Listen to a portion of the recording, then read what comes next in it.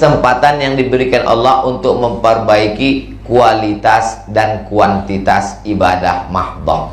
Yang dulu ketika masih tugas sibuk dengan laporan, sedang sholat pun kadang ingat atasan, sedang sholat Allahu Akbar yang di mulut, Assalamualaikum ayuhan nabiyyu di mulut, yang mestinya ingat Rasul tapi malah ingat kepala dinas, kepala badan, kepala kantor. Berapa kali uduk sholat zuhur dipakai untuk sholat asar, bukan karena hebatnya menjaga wudhu, tapi karena zuhurnya jam 3. Sampai-sampai panitia pengurus masjid heran bertanya, Bu, Pak, azan asar belum? Mohon maaf dek, ini memang sholat zuhur. Berapa banyak terlambat masuk masjid, masbuk di rakaat keempat, hampir saja imam salam, di situ maju masuk ke dalam masjid, tapi justru keluarnya yang pertama sebelum zikir dan doa. Jadi inilah kesempatan untuk memperbaiki. Yang pertama adalah kuantitas ibadah. Jadi amat sangat banyak kesempatan. Selama ini sibuk keluar kota, lembur, rapat pagi, itu meeting, healing, segala macam, tidak sempat untuk melaksanakan ibadah-ibadah sunnah. Selesai rapat kantor luar kota jam 12, jam 1, lalu kemudian paginya nanti mesti siap-siap lagi, akhirnya tak sempat tahajud. Maka purna tugas kesempatan untuk sholat malam. Wa tusolli bil laili wan nasu niyam, bangunlah ketika orang tidur lelap, laksanakan sholat malam.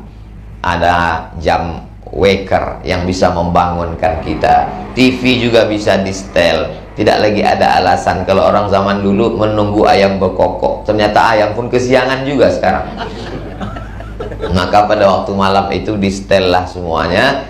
Bangun kalau bisa mandi, karena mandi malam bagus sekali. Katanya mandi malam itu Pak Ustadz nanti kena rematik itu ini segala macam. Yang rematik itu kalau habis maghrib ke jam 12.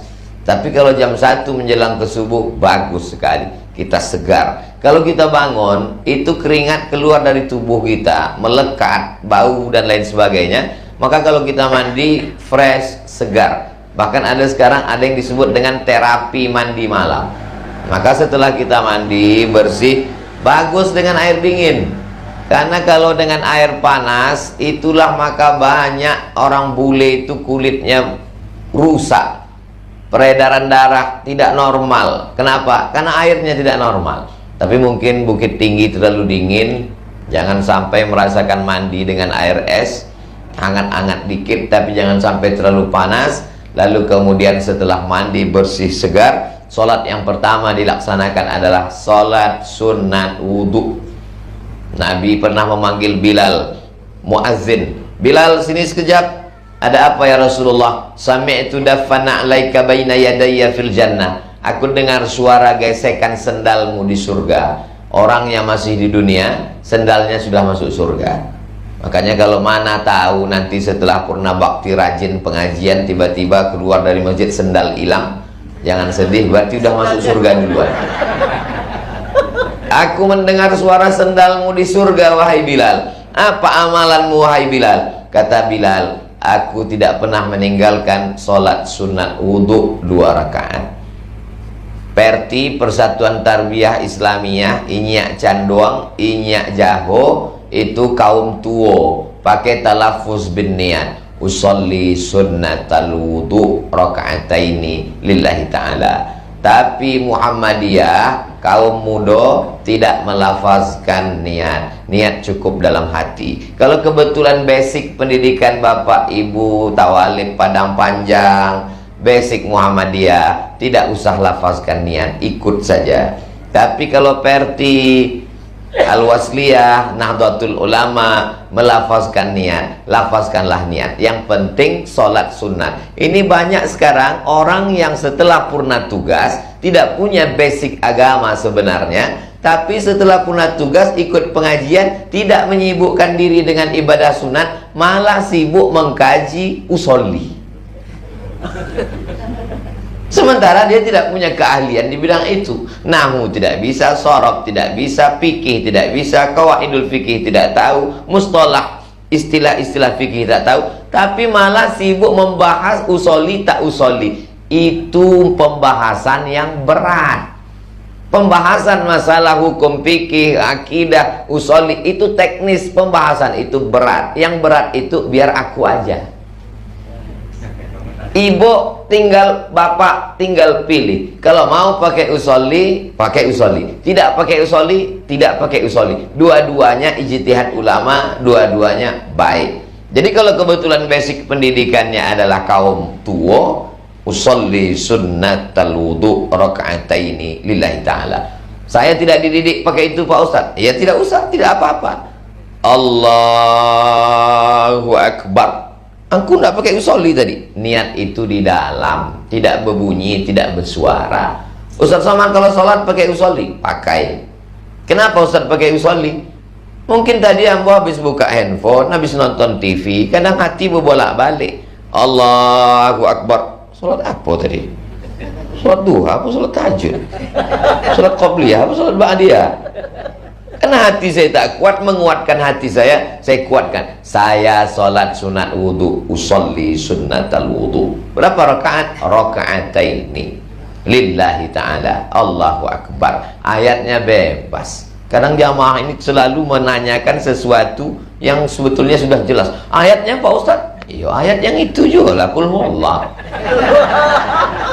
Kul huwallah baik. Jangan sepelekan kul huwallah.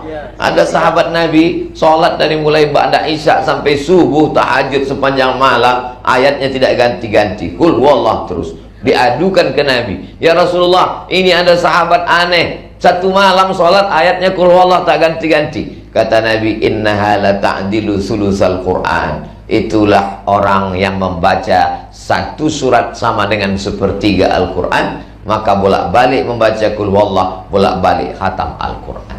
Nah, ini dalil bagi ibu bapak yang susah menghafal ayat lain. Mengapa dari tadi kul huwallah saja ambo dengar? Mengapa membaca ayat kul huwallah saja? Ambo sebenarnya hafal ayat lain, tapi ikut fadilah keutamaannya luar biasa kecil Ustaz Somad dibanding 24 tahun. Tidak apa-apa, kul huwallah terus. Lalu kemudian setelah salam, sholat sunat taubat. Karena kita banyak silap dan salah dosa kita. Usolli sunnatat taubat raka'ataini lillahi ta'ala. Silap salah dan dosa di masa lalu, menganiaya orang, menzolimi orang, macam-macam perbuatan kita. Inilah kesempatan purna tugas memperbaiki kuantitas kualitas ibadah. Setelah selesai 2 rakaat, sholat sunat tahajud. Sholat sunat tahajud yang paling afdal 8 rakaat. Tapi kalau dilaksanakan lebih daripada itu boleh. Imam yang paling tua Hanafi, nomor 2 Maliki, nomor 3 Syafi'i, nomor 4 Hambali. Imam Ahmad bin Hambal nama lengkapnya meninggal tahun 241 Hijrah di Baghdad, Irak. Imam Ahmad bin Hambal punya anak namanya Abdullah bin Ahmad bin Hambal. Abdullah pernah ditanya orang, kau anak Imam Ahmad bin Hambal? Betul. Bagaimana sholat ayahmu? Ayah saya sholat sehari semalam salasami'ati raka'ah, 300 rakaat. 300 rakaat. Kemudian dia difitnah oleh Mu'tazilah, masuk penjara. Jadi Imam Ahmad bin Hambal pernah masuk penjara. Di dalam penjara disiksa, dicambuk, dipukul, tak bisa tegak berdiri. Keluar dari penjara 150 rakaat. Kita kalau bisa nanti kita meninggal ditanya oleh tetangga anak kita, apa angku dulu? Ayah kamu dulu bagaimana? Ayah ambo waktu masih tugas 150 rakaat. Sesudah purna tugas 300 rakaat.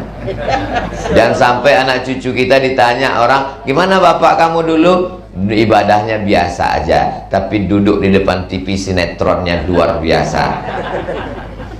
Tidak ada baiknya sinetron ini. Memperbaiki kualitas ibadah, sinetron-sinetron hanya membuat emosi kita tidak stabil. Kita sudah lanjut usia,